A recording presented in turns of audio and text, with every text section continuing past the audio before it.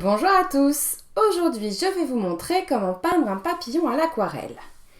Comme matériel, vous allez avoir besoin bien sûr d'une feuille de papier aquarelle, deux pinceaux, un moyen et un plus fin, un crayon de papier et comme couleur, je vais utiliser du flamant rose des couleurs VF et un brun Vandyck. Je vais tout d'abord commencer par dessiner la silhouette du papillon.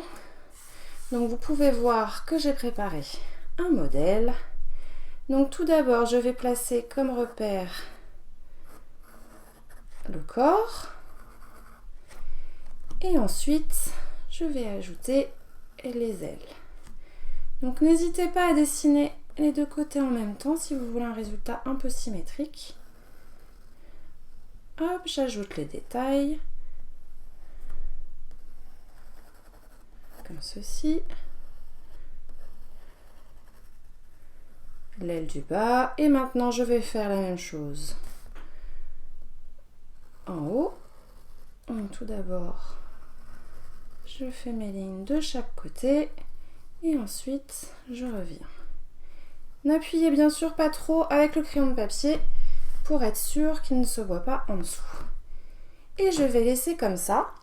Après, vous pourrez toujours bien sûr réajuster en peignant si jamais vous voyez des choses qui ne vous vont pas. Donc on va commencer avec le pinceau moyen et le flamant rose. Hop, je vais en ajouter un petit peu plus sur ma palette, comme ceci. Je vais commencer déjà par peindre le côté gauche et je vais commencer par l'aile du bas. Hop. Donc je vais mettre du flamant rose sur mon aile en partant du corps. Ne vous embêtez pas trop pour le milieu puisque de toute manière on rajoutera de la peinture dans le mid. Donc pas besoin de faire quelque chose qui soit vraiment parfait. Donc je vais recouvrir avec mon flamant rose toute l'aile du bas. Comme ceci.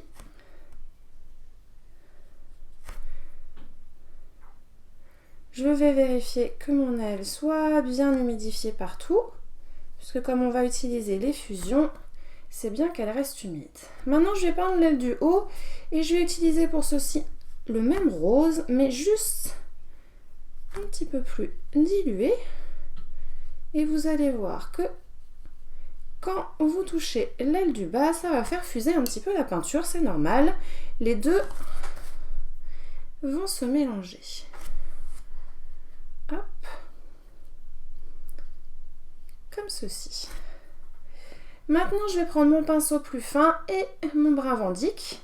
C'est une couleur très très forte, donc allez-y doucement. Et je vais commencer par en ajouter sur le côté de l'aile du haut, assez discret. Vous pouvez en profiter si vous n'êtes pas très content de votre contour pour l'ajuster avec le pinceau fin. Je vais prendre une peinture un peu plus saturée et je vais faire le contour tout simplement de l'aile du bas et vous voyez que la peinture se diffuse. Je vais en rajouter peut-être un petit peu plus en haut pour que ça fonce un peu plus. Hop. Le mieux c'est d'y aller progressivement puisque vous pouvez toujours en rajouter si vous voyez que c'est trop pâle. Par contre, si vous en mettez trop, vous ne pourrez pas l'enlever. Donc prenez votre temps et allez-y petit à petit. Comme ceci. Maintenant, on va faire exactement la même chose de l'autre côté. Donc je vais reprendre mon flamant rose. Comme ceci. Je vais en profiter pour réhumidifier ici. Pour pas que ça sèche trop puisqu'on aura besoin de peindre le corps tout à l'heure, au cas où. Hop. Et comme tout à l'heure, je vais commencer par d'abord peindre l'aile du bas.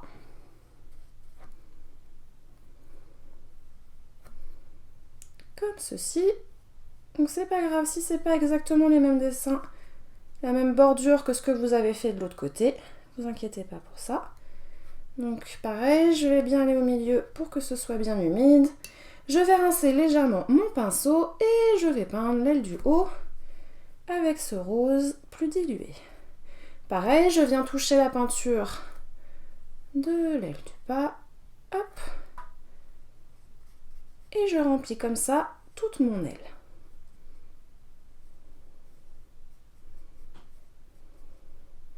Je m'assure toujours que ce soit bien humide au milieu. Je vais même remettre hop, un peu de flamant rose pour être sûre. Maintenant, je vais reprendre mon pinceau fin. Comme ceci, je reviens chercher mon brun Vandyck dilué. Et comme tout à l'heure, je vais commencer par en ajouter hop, sur l'aile du haut en laissant la couleur se diffuser légèrement. Je vais en ajouter un petit peu plus. J'en profite pour en rajouter sur mon aile. Je vais essayer de prendre un brin un poil plus saturé pour faire le contour de l'aile du bas. Vous voyez que la peinture là, elle a fusé tout de suite. Je vais venir jusqu'en bas. J'ai préféré prendre un pinceau fin pour pouvoir mieux contrôler la quantité de peinture. Sinon, vous pouvez tout à fait utiliser la pointe du pinceau moyen aussi. C'est juste que ce sera un petit peu plus difficile à contrôler. Je vais rajouter encore une fois un petit peu de brun Vandyck sur l'aile du haut. Et je vais m'arrêter là pour les ailes. Maintenant, je vais peindre le corps. Donc cette fois-ci, je vais prendre un brin un peu plus saturé. Et je vais venir à rajouter le corps entre mes deux ailes. Je vais en profiter pour descendre. Vous n'êtes bien sûr pas obligé de suivre exactement le dessin au crayon papier que vous aviez fait tout à l'heure.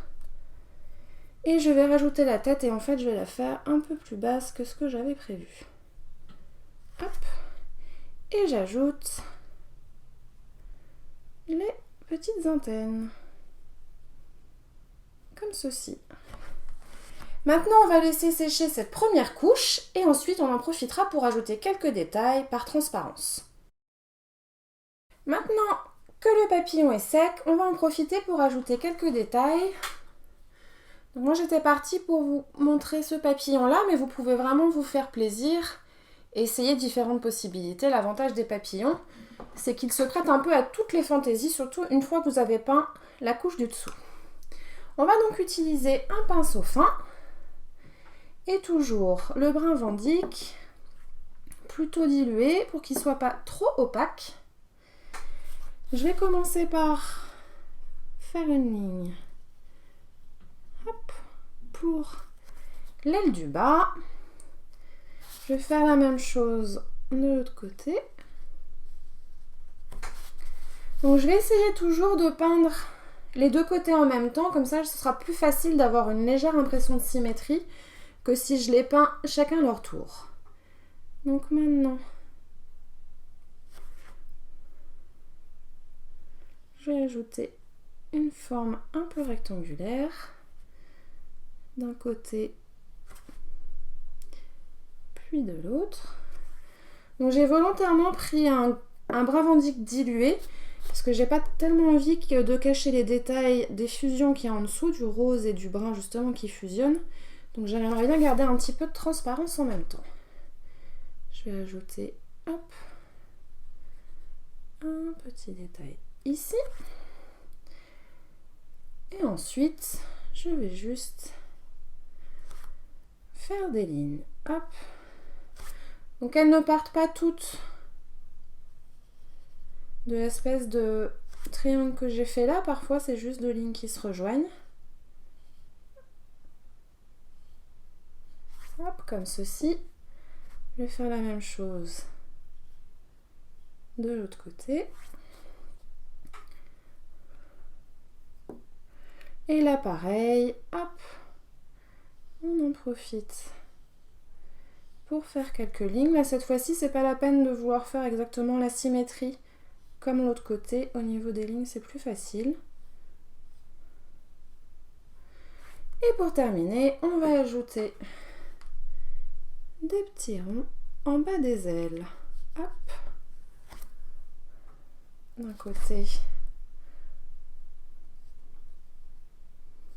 puis de l'autre. Toujours avec mon brun Vandyck qui est dilué. Je commence par faire mes petits ronds. D'abord la silhouette extérieure et ensuite je remplis. La même chose de l'autre côté.